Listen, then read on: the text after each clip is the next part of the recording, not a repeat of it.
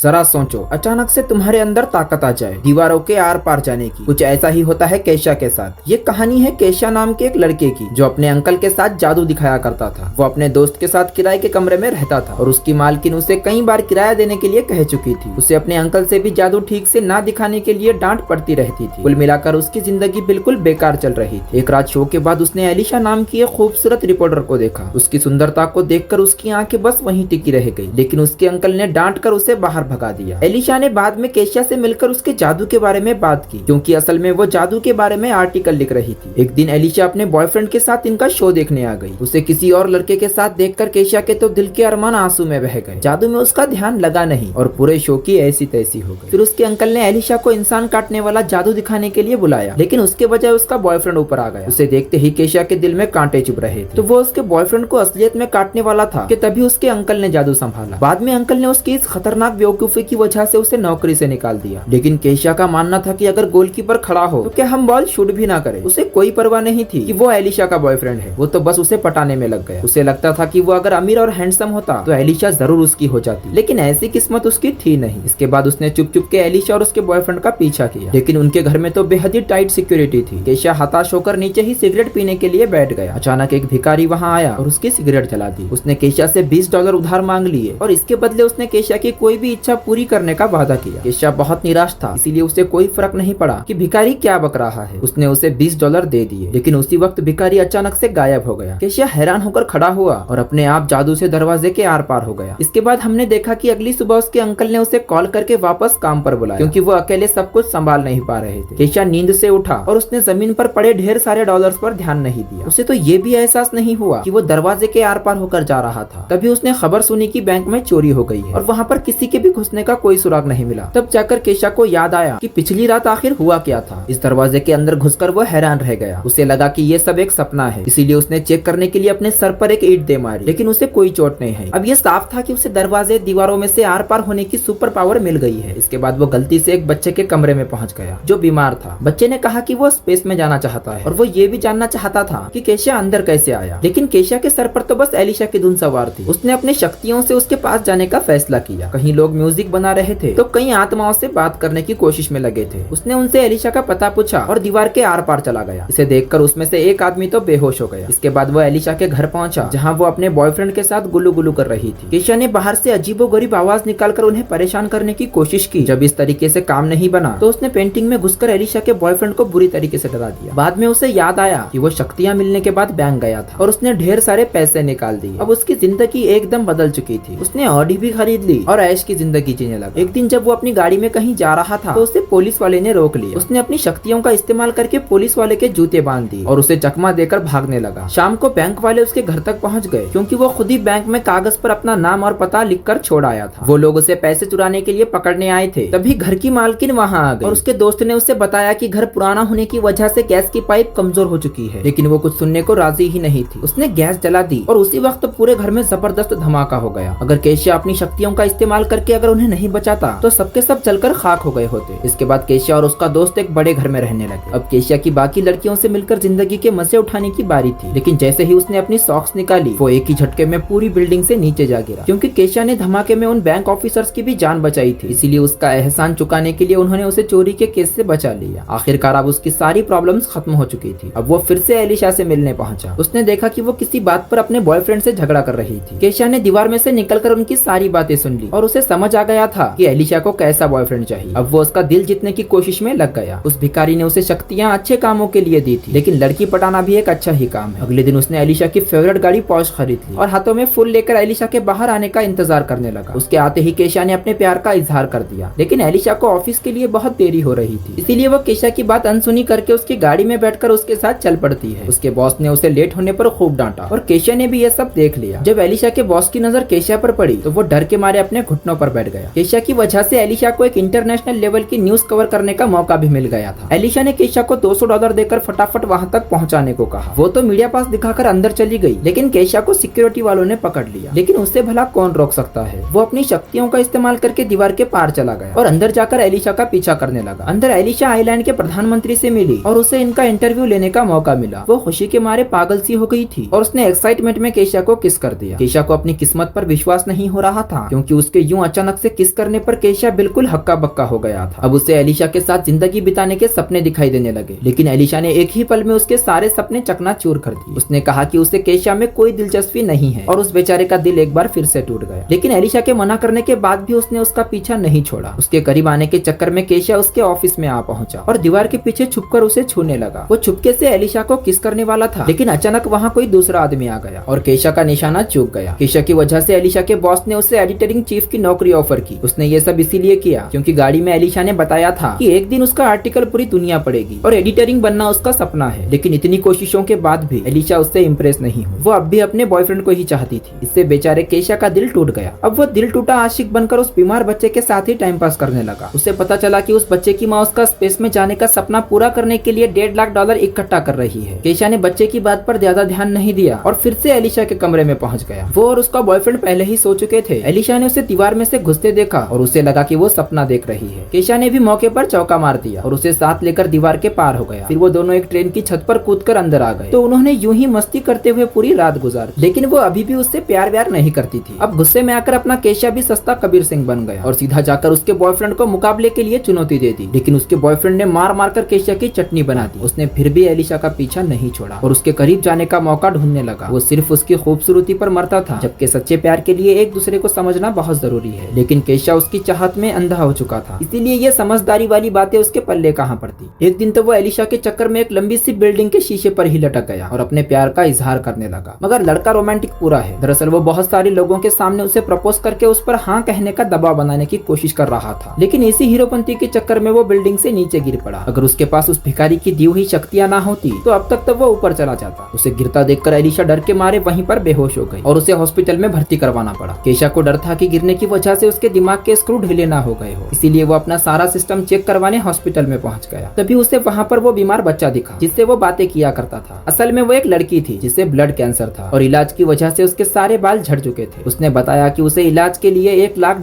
चाहिए और अब तक उसके पास सिर्फ $50 ही जमा हुए थे। उसकी परेशानी समझकर केशा को एहसास हुआ कि उसे अपनी शक्तियों का इस्तेमाल लड़कियां पटाने के लिए नहीं बल्कि लोगों को बचाने के लिए करना चाहिए। उसके बाद उसका दिल पिघल गया और उसने अपने सारे पैसे उस लड़की को दान कर दिए। एलिशा को जब इस बारे में पता चला तो वो बहुत ही खुश हुई। उसके लिए लड़के का सुंदर या अमीर होना जरूरी नहीं था, जरूरी ये था कि लड़का दिल का अच्छा हो। उसकी अच्छाई से इम्प्रेस होकर वो जल्दी से उसे मिलने पहुंची। अब उस भिखारी ने केशा की सुपर पावर वापस ले ली थी क्योंकि अब उसकी सबसे बड़ी इच्छा पूरी हो चुकी थी, क्योंकि अब एलिशा उसे चाहने लगी थी। इसके बाद वो भिखारी किसी और को ढूंढने लगा जिससे वो $20 उधार ले सके। क्या तुमने किसी को सच्चे दिल से चाहा है?